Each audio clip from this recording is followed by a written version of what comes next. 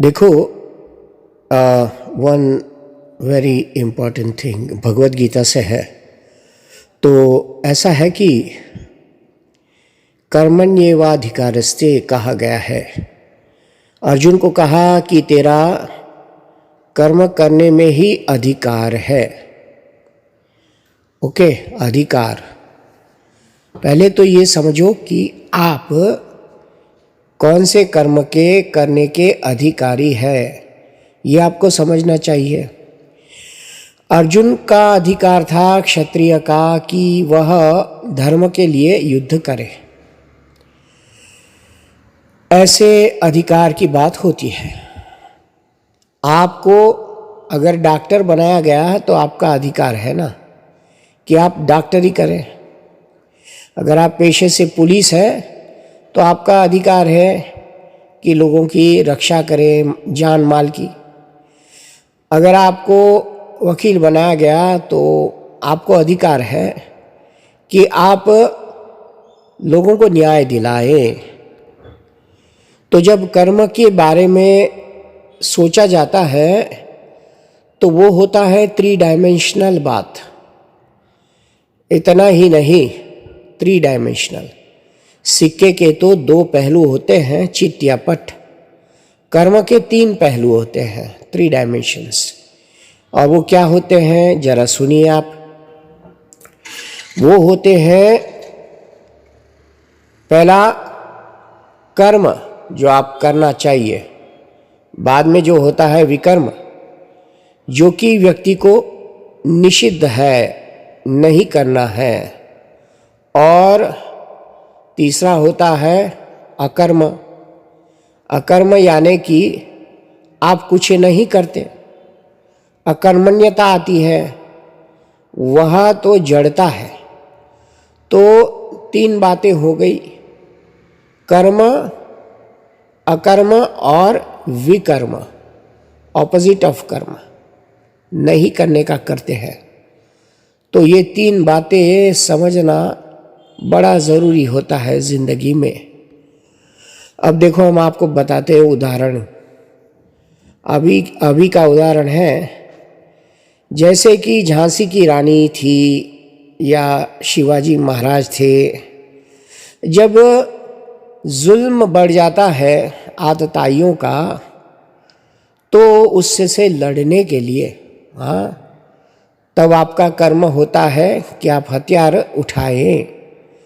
अब वहाँ हमारे गांधी जी ने एक्सपेरिमेंट किया विथ ट्रूथ, अहिंसा के एक्सपेरिमेंट किए।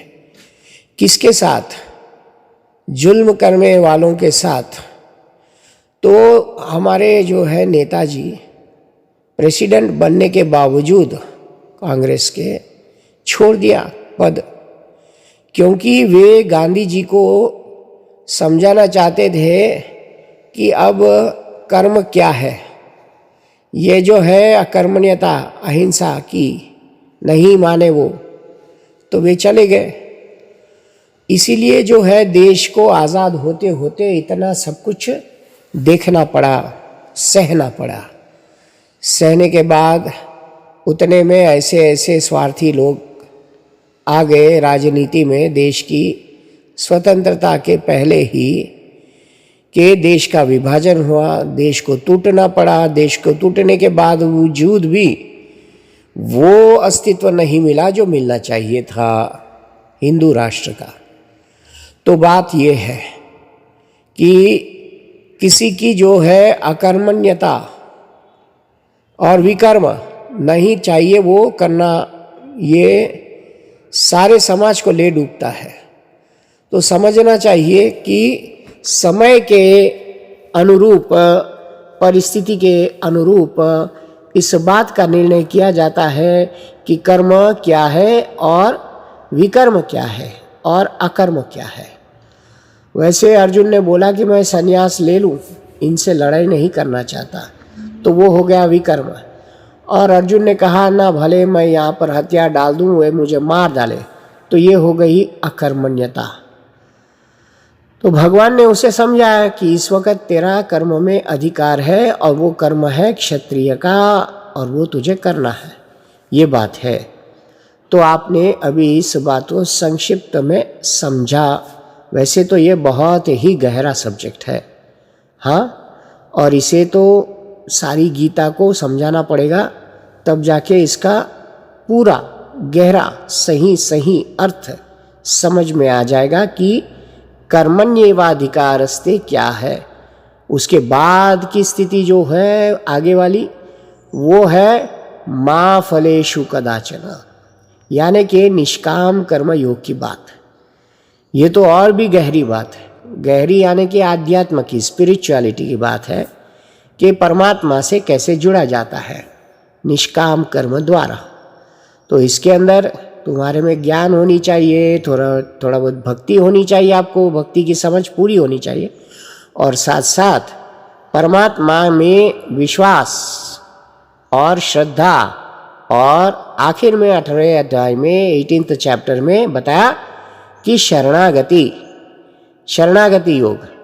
तो भाई साहब, बुद्धि योग, कर्म योग, ज्ञान योग, भक्ति योग, शरणागति योग, इस समय 16, 17वें अध्याय में तो और 18वें अध्याय में तो श्रद्धा कैसी होती है, त्याग कैसा होता है, ये सब कुछ जो है डिटेल में समझाया गया है।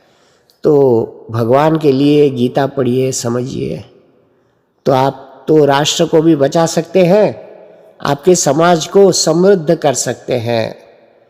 किस तरह से? वो जो है बौद्धिकता की समृद्धि, पैसे की नहीं, इंटेलेक्ट की समृद्धि समाज में आएगी। तब बुराइयां जो समाज में है उसे दूर करने की जो है हिम्मत और शक्ति आपको प्राप्त होगी। इसीलिए कहते हैं कि भगवत गीता पढ़िए भाई साहब, पढ़िए नहीं तो सुनिए ना, हमारे चैनल पे जाकर सुनिए। गुरुवाणी चैनल है और एक है उमेश पोपट पॉपकॉर्न्स, सुनिए जाकर। जय सिया राम, जय सद्गुरुदेव। हाँ, ये मत समझना कि मैं मेरे चैनल की वो क्या है कि मार्केटिंग कर रहा हूँ। गीता तो आप खरीद के लाइए और पढ़िए। और ऐसे बड़े संत महात्मा जो गीता का प्रवचन करते हैं, गोविंद गिरी जी महाराज और बहुत सारे अच्छे अच्छे महाराज, खास करके गोविंद गिरी जी महाराज को बताता हूँ मैं आपको। उनका चैनल है, तो उस पर आप गीता सुन सकते हैं। आजकल तो लाइव चल रहा है, सुनिए। जय सिया राम।